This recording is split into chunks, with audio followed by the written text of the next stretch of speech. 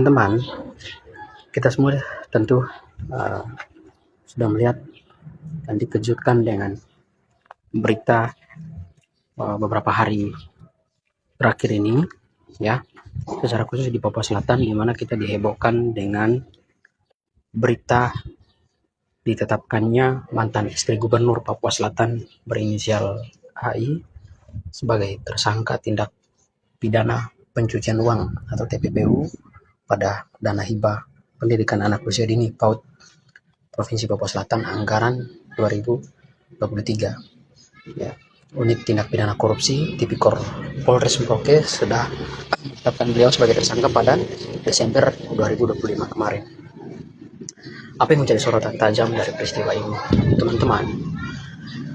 Ketika elit mengunyah anggaran pendidikan yang diperuntukkan untuk anak-anak, maka rusaklah wajah pendidikan kita, di mana kemudian hal ini terjadi di Papua, secara khusus kita di Papua Selatan, yang dimana dunia pendidikannya saat ini masih dalam proses penataan, yang dimana masih jauh dari kata maju. Dunia pendidikan kita itu masih carut marut ya di Papua secara keseluruhan, apalagi Papua Selatan. Dana yang kemudian bisa dipakai untuk pengadaan alat-alat atau fasilitas di dalam sekolah digunakan untuk kesejahteraan anak-anak, ya, habis digunakan oleh pejabat itu sendiri, yang dimana mereka adalah orang-orang yang dipercayakan menjadi jembatan rakyat itu sendiri.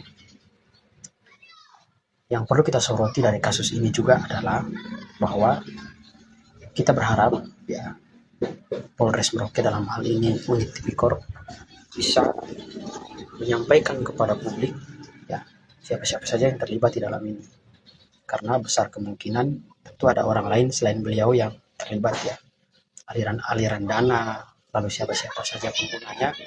Semoga secepatnya publik mendapatkan jawaban atas itu, karena uang sebesar 4,6 M itu bukan uang yang sedikit ya, dan sepertinya cukup mustahil jika itu dilakukan sendiri dalam proses penggelapan kan?